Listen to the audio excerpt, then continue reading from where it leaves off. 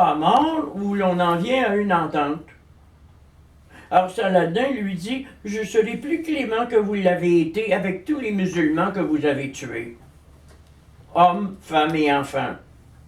Je vous offre un sauf-conduit pour quitter Jérusalem et je vous dis ma parole d'honneur que nul ne touchera à vos soldats, à vos gens, à vos enfants et à vos femmes.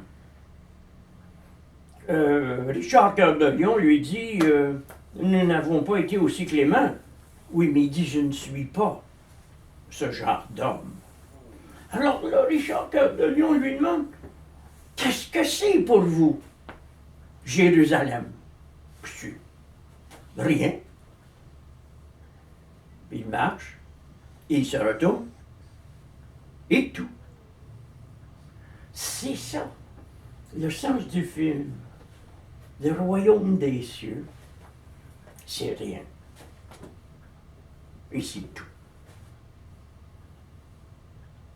Alors, à partir du moment où vous commencez à voir la vie comme ça, vous laissez tomber beaucoup de pression. Vous êtes moins stressé. Vous n'êtes pas sollicité par un travail d'esclave. Vous découvrez d'autres moyens de bien vivre sans gagner votre vie, parce que la vie, finalement, c'est gratuit, ça ne se gagne pas. Vous pouvez connaître un grand bonheur, sans posséder de grandes richesses, puisque le bonheur, ça se décide.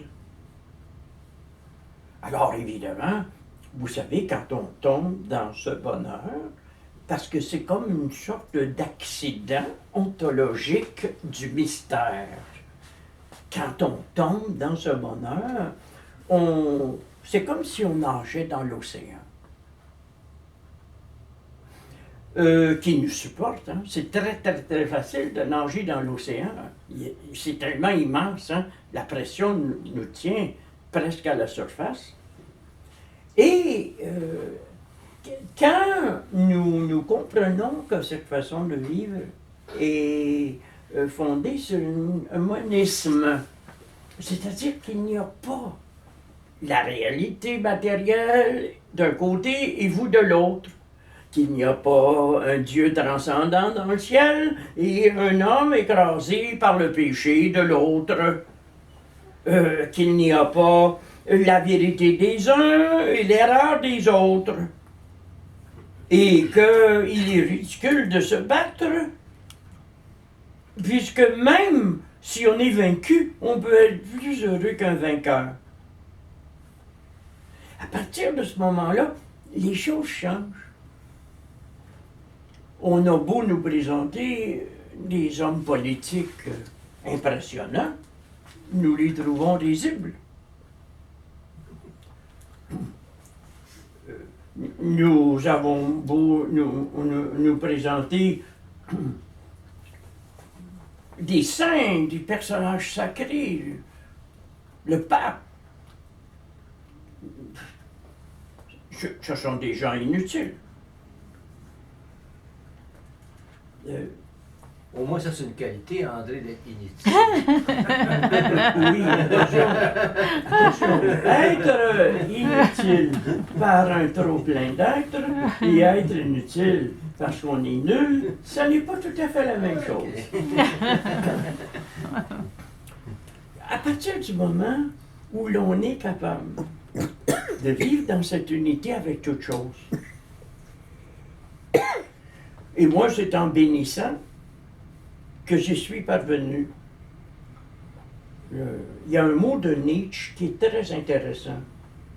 J'ai beaucoup lutté pour pouvoir bénir. Et maintenant que j'ai compris, ma vie est une bénédiction. Nietzsche qu'on considère comme un athée, un fanatique, un nihiliste, un antisémite, un précurseur de Hitler. Mais tout le contraire. c'est un homme qui s'est dit, il y a en nous quelque chose. Comme il n'était pas un métaphysicien comme moi, il m'a donné une définition allégorique. Cette chose plus grande que moi, je vais l'appeler Zarathustra. Et voici ce qu'il dit. Il faut que je décroisse pour qu'il grandisse. Il faut que je me compte pour rien pour qu'il prenne toute sa place. Bien sûr, on reconnaît les paroles de Saint Jean le Baptiste quand il parlait de Jésus. Or, la différence entre Saint Jean et Nietzsche, c'est que Saint Jean parlait d'un autre, alors que Nietzsche parlait de lui-même, d'une dimension en lui, qu'il appelait Zarathustra. Et vous comprendrez mes propos si vous lisez attentivement son grand livre « Ainsi parlait Zarathustra », dans lequel il dit que Dieu est mort. Mais le Dieu mort dont parle Nietzsche est un Dieu de pacotille. C'est le Dieu transcendant. Ce n'est pas le Dieu que vous faites grandir en vous laissant être. Si l'on abandonne la sphère de la transcendance pour mieux comprendre l'immanence de notre être, nous n'avons plus besoin d'avoir recours à une allégorie comme Zarathustra. Nous possédons notre être propre. Chacun a essayé d'identifier cette dimension infinie qui est comme le versant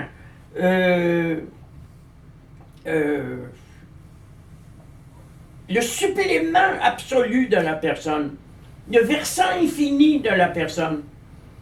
Regardez le professeur Jean-Pierre Garnier-Mallet, qui ne savait pas trop avec les mathématiques.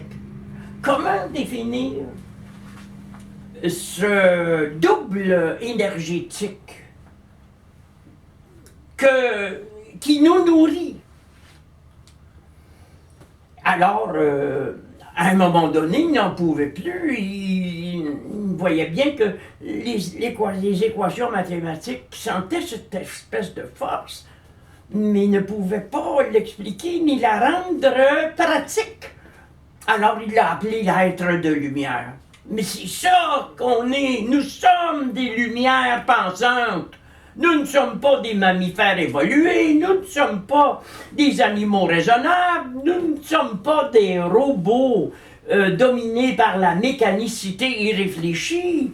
Nous sommes des lumières pensantes. Et comme dans les champs, il y a des éphémères et des immortels. Eh bien, parmi les humains, il y a des gens qui n'ont qu'une petite lumière vacillante et d'autres qui sont brillants comme des soleils. Si Alexis Carrel, dans L'homme cet inconnu, écrit il y a 80 ans, qui nous dit que ce que nous avons en nous représente une sorte d'être vivant qui aurait échappé aux lois de la biologie et dont les rayons seraient des tentacules ondulantes qui rayonnent dans toutes les directions et qui font de nous des étoiles de vie énergétiques. Et c'est ce phénomène qui, selon le médecin, le docteur Alexis Carrel, expliquerait la télépathie. Ce que d'autres vont définir comme une sorte de crazy glue cosmique qui apparente les esprits frères et qui les fait se rapprocher. Comme dans un ballet des entéléchies.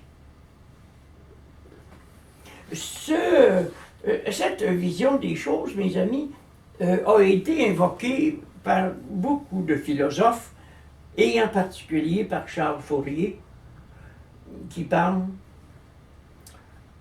de l'attraction des gens en fonction de leur destin. Les attractions sont proportionnelles aux destinées. Voilà. Les attractions sont proportionnelles aux destinées. En d'autres mots, lorsque nous vivons des événements, lorsque nous rencontrons des gens, il n'y a pas de hasard. Il n'y a que des coïncidences significatives préparées. Et si le vicomte de Marange, qui a été pendant 15 ans, à l'époque de l'ère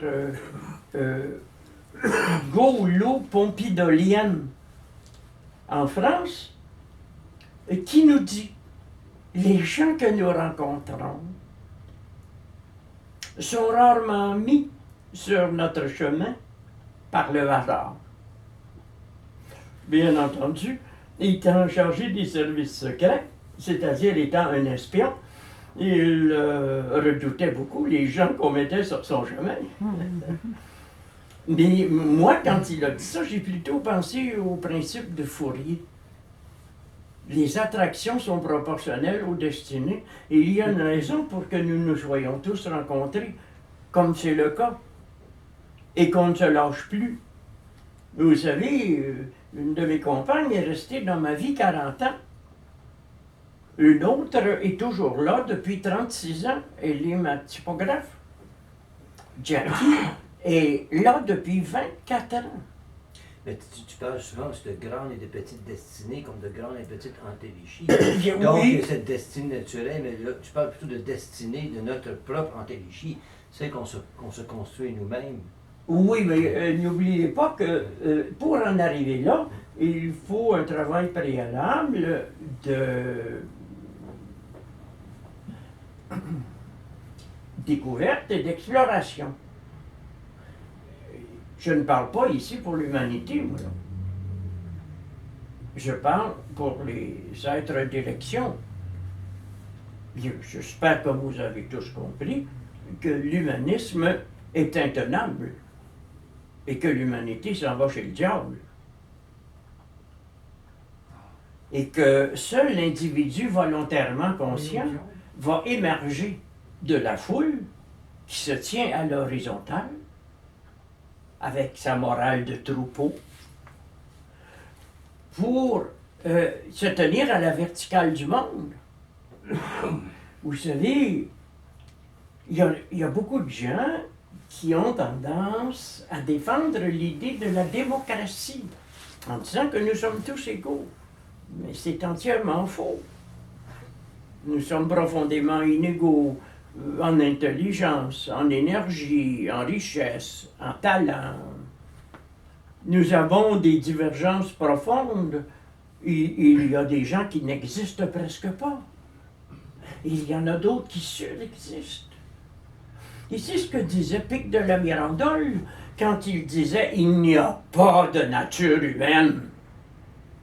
Vous choisissez ce que vous voulez être. Un dieu, un homme ou une bête. C'est tout simple. Beaucoup de gens ont voté pour la bestialité. Ils se conduisent comme des bêtes. Et je ne parle pas de nos animaux investis d'énergie et d'harmonie que nous aimons. Non, je parle des bêtes. Des gens rustres, ignorants et grossiers, animés par un ego à la fois destructeur et autodestructeur. C'est une grande partie du monde, ça, sinon il n'y aurait pas de guerre. Il n'y aurait pas de conflit domestique, il n'y aurait pas de crime passionnel, il n'y aurait pas de jalousie entre les individus. Un homme pourrait dire à un autre « Tu sembles désirer ma compagne. Prends-la, elle est d'accord. » Mais avant qu'on en arrive là, il va falloir qu'on sorte de notre carapace égocentrique bornée. Une femme pourrait inviter la maîtresse de son mari à dîner en lui disant « Faisons un trip à trois. Mais je préfère encore ça que vivre à couteau tiré et dans le mensonge. Vous savez, le jovialisme, c'est de dire la vérité, de se tenir dans la lumière et d'accueillir à bras ouverts même ses ennemis. Je soutiendrai à mort votre droit de me contredire, disait Voltaire. Eh bien, moi, je vais plus loin. Je vais même donner mon approbation au mal qui me menace. Parce que je vois dans le mal le fumier dont le bien a besoin pour devenir le mieux. C'est le premier aphorisme de... Mon petit opuscule sur la pratique de l'infini. Ouais. Oui. Ça, c'est fondamental. C'est avec une théorie comme ça que vous envoyez paître tous ces antagonismes du bon et du mauvais, du juste et de l'injuste. Mes amis, voyons donc, réfléchissez. Il n'y a pas une seule injustice dans le monde. Car chacun reçoit à chaque instant le salaire de ses pensées. Donc, si quelqu'un me dit « Je suis torturé », eh bien, c'est qu'il y a un appel à la torture et un accueil du bourreau. Si quelqu'un dit « Oui, mon enfant a été crucifié par l'État islamique », ah ben c'est conformément à son antéléchie. Parce que cet enfant qui a été torturé de cette façon, et dont on a parlé à travers le monde, a entraîné un mouvement de prise de conscience sans lequel le monde serait moins sage. Vous savez, on a tendance à dire il y a des pauvres petites victimes innocentes, mais aucune victime n'est innocente. Aucune! Il vous suffit d'étudier un peu. La victimologie, c'est quand même une science qui est tenue en haute estime par les agences d'assurance. D'assurance vie, d'assurance accident, d'assurance feu, d'assurance vol. C'est tellement vrai, ça, que lorsque quelqu'un se fait voler, il se fait voler à partir de l'idée qu'il entretient qu'il pourrait se faire voler. C'est tellement vrai que 55% des vols ont été commis aux dépens des voleurs. Les voleurs sont les gens qui font le plus voler au monde. Pourquoi? Parce qu'ils ont l'idée du vol dans l'esprit et que cela attire d'autres voleurs. Regardez le médecin qui traite de la leucémie des enfants depuis 20 ans. Et là, il y a un petit enfant qui a 9 ans chez lui, puis il dit compte à sa femme des choses épouvantables qu'il a vues à l'hôpital de ses enfants qui étaient en train de mourir. Puis là, ils se font tout un cinéma cauchemardesque en disant « Il ne faudrait tellement pas que ça arrive à notre petit. » Ben voilà, c'est arrivé. Parce qu'il n'y a rien de plus meurtrier que la pensée d'un père et d'une mère envers ces braves petits innocents. C'est arrivé. Nous ne comprenons pas à quel point nous sommes stupides. C'est seulement lorsque nous commençons à nous éveiller que nous comprenons certaines choses que l'humanité ne comprendra jamais. Mes amis, j'aime autant vous le dire. Dans 50 millions d'années, si l'homme survit jusque-là, et j'en doute, il n'aura pas changé.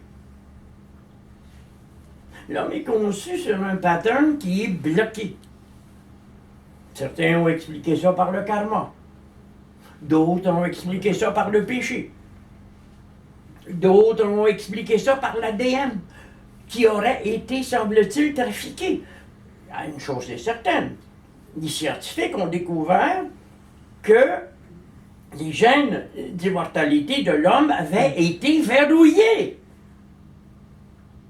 Ils ont compris ça, ils l'ont étudié, ils l'ont vu. Mais qui a fait ça? Bien sûr, ça n'a pu se faire que dans la perspective où l'homme a hésité devant sa propre grandeur et qu'il a pensé qu'il était mieux d'échouer que de réaliser sa vie de façon à en faire un achèvement triomphal. C'est très peu de conquérant dans la vie. Être un jovialiste, c'est être le conquérant de soi-même. Être un jovialiste, c'est brandir l'épée de feu qui va nous permettre d'ouvrir la voie.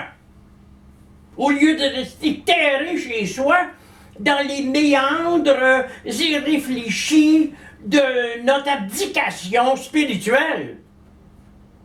Pourquoi accepter des identifications? Pourquoi accepter de dire « je suis un homme » ? Voyons donc, vous êtes ce que vous voulez être. Vous allez me dire « oui, mais regarde, ça, on appelle ça le corps d'un homme. » Oui, mais ça, c'est pas un objet matériel. C'est une représentation entretenue avec beaucoup d'illusions, beaucoup d'habitudes et beaucoup de croyances. C'est ça que nous sommes dans notre représentation. Mais la question est de savoir